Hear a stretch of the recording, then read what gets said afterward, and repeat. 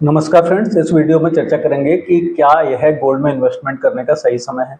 क्योंकि इन्वेस्टर्स में एक टेंडेंसी होती है कि जिस भी एसेट क्लास ने ज़्यादा अच्छा परफॉर्म किया होता है रिसेंट ईयर्स में, उसमें वो इन्वेस्ट करना चाहते हैं। इसको फाइनेंशियल टर्मिनोलॉजी में रिसेंसी बायस कहते हैं।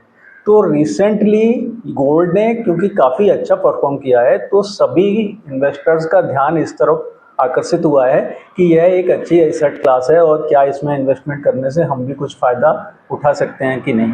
क्योंकि आप जानते ही हैं कि पिछले एक वर्ष में गोल्ड में इंक्रीज हुआ है प्राइस में 40% का। तो 40% का रिटर्न 1 ईयर में जो एसेट क्लास दे रही है, तो स्वाभाविक ही है कि बहुत से इन्वेस्टर्स आकर्षित होंगे और बहुत से इन्वेस्टर्स को ऐसा लगेगा कि हमारे हाथ से तो यह अवसर निकल गया और क्या अभी भी गोल्ड में इन्वेस्टमेंट करके हम कुछ फ़ायदा ले सकते हैं या नहीं। इसके साथ ही अभी रिसेंटली इन्वेस्टमेंट बैंकर की एक रिपोर्ट आई है जिसमें वो बहुत ज़्यादा बुलिश हैं गोल्ड के ऊपर। उन्होंने कहा है कि आगे भी गोल्ड में तेज़ी बने रहने की काफ़ी संभावनाएं हैं और इंटरनेशनल मार्केट्स में गोल्ड का प्राइस जो इस समय 300-2050 रुपीज़ पर आउंस चल रहा है, वह बढ़कर 3675 पर आउंस तक पहुंच जाने की संभावना है इस वर्ष के अंत तक। अगर परसेंटेज टर्म में बात करें तो यह रिटर्न बनता है आपका 13% का। इसी तरह यह भी प्रिडिक्ट किया है कि अगले वर्ष जून 2026 तक गोल्ड के रेट्स 4000 पर आउंस को भी पार कर जाने वाले हैं इंटरनेशनल मार्केट में। दैट मीन्स कि अभी जो रेट्स चल रहे हैं $3250 पर आउंस के, उससे इन्वेस्टर को एक इंक्रीज मिलेगी अराउंड 23% की। वीडियो के अगले सेक्शन में चर्चा करेंगे कि ऐसा क्यों लगता है कि गोल्ड में आगे भी तेजी बनी रह सकती है। तो देखिए, इसका सबसे बड़ा कारण उन्होंने जो बताया है वह यह है कि जो चाइना और यूएस के बीच टैरिफ वार चला हुआ है डोनाल्ड ट्रंप के द्वारा पावर में आने के बाद से, और वो टैरिफ काफ़ी बढ़ाते जा रहे हैं और उसके रिटेलिएशन में चाइना भी टैरिफ ज़्यादा लगाता जा रहा है जो अमेरिका से इंपोर्ट हो रहे हैं उन पर। तो दोनों देश की इकोनॉमी इससे नेगेटिवली प्रभावित हो रही है और जिसके चलते खतरा है कि यूएसए में रिसेशन आ जाए। और यूएसए में रिसेशन आने की संभावना है, इसके साथ चाइना को भी नुकसान होने की संभावना है और अल्टीमेटली यह रिसेशन पूरे विश्व स्तर का बन सकता है। साथ ही लगता है कि इस टैरिफ वार के चलते अमेरिका और चाइना के जो रिलेशन है, जो ऑलरेडी स्ट्रेंड है, वो और ज़्यादा स्ट्रेंड हो सकते हैं और जो आगे चलकर एक जियोपॉलिटिकल टेंशन का रूप ले सकते हैं।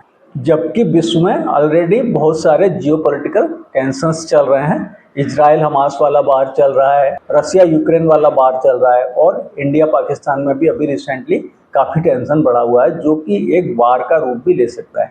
तो ऐसी परिस्थितियों में जैसा कि आप जानते हैं कि जब भी जियोपॉलिटिकल टेंशंस होते हैं या रिसेशन की संभावना, कभी भी इकोनॉमी में ग्लोबल रिसेशन आने की संभावना होती है, तो गोल्ड के प्राइस बढ़ते हैं। साथ ही साथ जब अमेरिका में रिसेशन आएगा या कभी आता है तो डॉलर के रेट्स भी गिरते हैं और ऐसी स्थिति में जब डॉलर कमज़ोर होता है तो एक हेज के रूप में, एक सेफ असेट के रूप में विश्व के सभी सेंट्रल बैंक्स और इन्वेस्टर्स भी, बड़े बड़े इन्वेस्टर्स भी डॉलर की जगह गोल्ड में निवेश करना प्रारंभ कर देते हैं। तो जिससे डॉलर की कीमतों में गिरावट होती है और गोल्ड के प्राइसेस बढ़ते हैं। जैसा कि आप जानते हैं कि इकोनॉमी का जो डिमांड एंड सप्लाई का सिद्धांत है वो इकोनॉमी में सभी वस्तुओं पर लागू होता है, तो गोल्ड के साथ भी वैसा ही है। क्योंकि जैसे जैसे गोल्ड की डिमांड बढ़ती जाएगी जियोपॉलिटिकल टेंशंस के चलते और अमेरिका की इकोनॉमी कमजोर होने के चलते, डॉलर की कीमत में गिरावट के चलते गोल्ड में इन्वेस्टमेंट बढ़ेगा तो गोल्ड की कीमतें बढ़ेंगी। और यह ऑलरेडी शुरू हो चुका है क्योंकि विश्व भर के सेंट्रल बैंक्स, जिसमें अपना आरबीआई भी शामिल है और चाइना का सेंट्रल बैंक भी शामिल है, वो गोल्ड की परचेज कर रहे हैं और पिछले साल भी उन्होंने काफ़ी गोल्ड की परचेज करी है, जिसके चलते ही पिछले एक वर्ष में गोल्ड के प्राइस में 40% का इंक्रीज आ चुका है, जो कि बहुत ही बड़ा इंक्रीज है। साथ ही साथ जैसा कि डिस्कस किया कि जब भी किसी असेट के प्राइस बढ़ते हैं तो जो रिटेल इन्वेस्टर्स होते हैं वो भी उस असेट को ज़्यादा से ज़्यादा खरीदना चाहते हैं। तो उसी के चलते अमेरिका में भी और इंडिया में भी और विश्व के सभी देशों में भी रिटेल इन्वेस्टर्स ने भी इन्वेस्टमेंट करना शुरू कर दिया है गोल्ड में, ईटीएफ के द्वारा भी और फिजिकल गोल्ड परचेज भी काफ़ी बढ़ा है रिटेल इन्वेस्टर्स के द्वारा भी।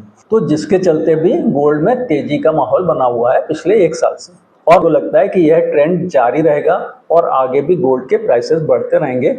कहाँ तक उन्होंने प्रेडिक्शन किए हैं वो हमने अभी पहले डिस्कस किया।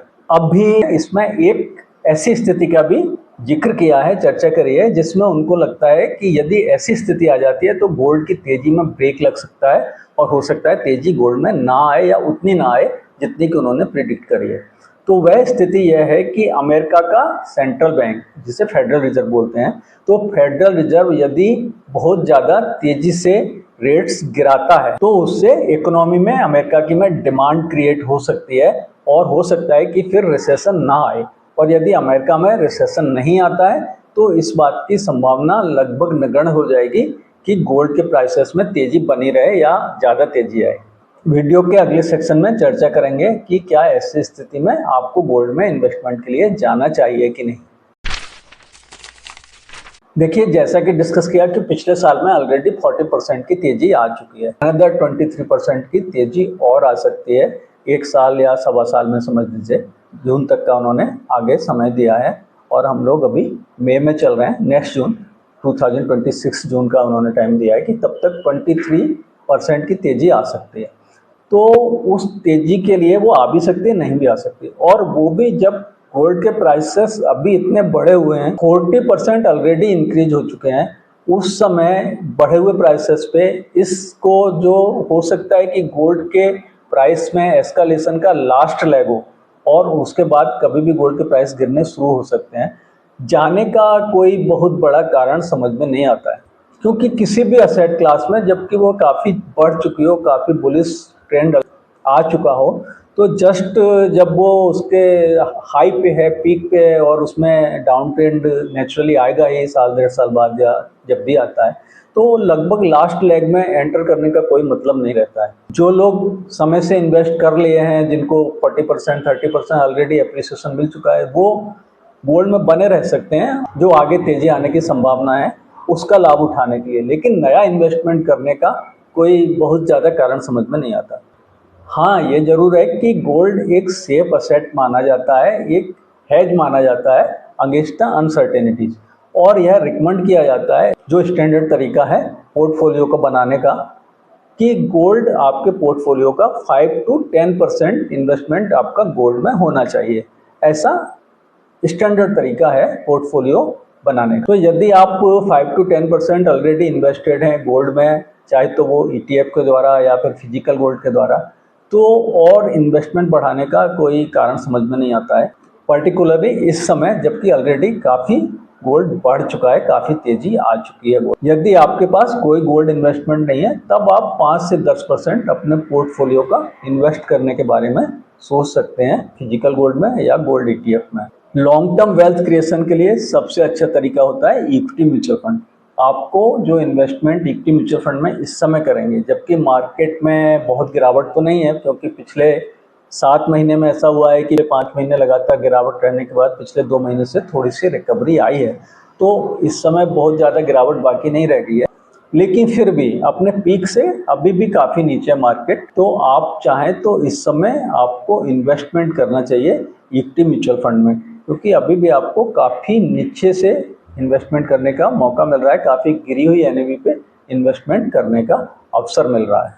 क्योंकि आपको एक ऐसे एसेट क्लास में और ऐसे समय में इन्वेस्टमेंट करना चाहिए जबकि आपको उसमें वैल्यू दिखाई दे, जबकि उसके रेट्स गिरे हुए हों, ना कि ऐसे एसेट क्लास में इन्वेस्टमेंट करना चाहिए जो कि अपने हाई के आसपास चल रहा हो।